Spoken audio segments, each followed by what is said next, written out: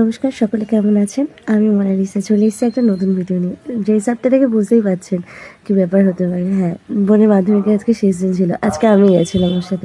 তো তারপর আমাদের টোটো দাদা চলে এসছে, যাচ্ছিলাম আমরা হাসি মজা করতে করতে। পেছনে মা আর বোন বসেছিল, বোনের সিটটা পড়েছিল বাগুইঘাটিতে।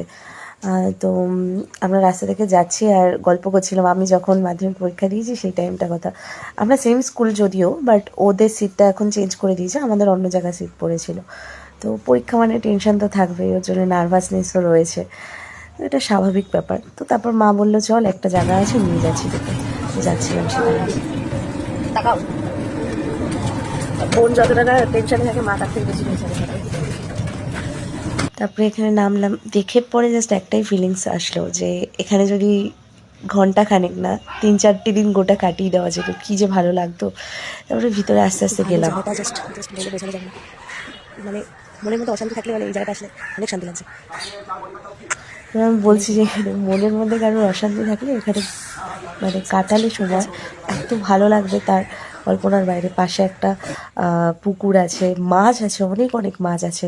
তারপরে চারি সাইডে ভোলে বাবা, চারি সাইডে আরও ঠাকুর।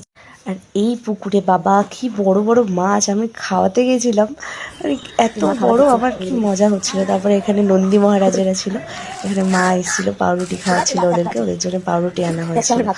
তারপর আস্তে আস্তে আমরা এইদিকে হাঁটতে গিয়েছিলাম। মা বললো পাশে বাগুইহাটি থানা আছে, চল ওই সাইডটা থেকে হেঁটে আসি। ওই দিকটা হাঁটতে গেছিলাম, একটা কুকুর দেখেছিলাম, ঠিক আছে, ওর জন্যই মিষ্টি আনতে যাচ্ছিলাম। যেগুলো মিষ্টি না হয়েছে এটা কুকুরের বাচ্চার জন্য নেওয়া হয়েছে, দেওয়া হয়নি কারণ কুকুরটাকে পাওয়া যায়নি।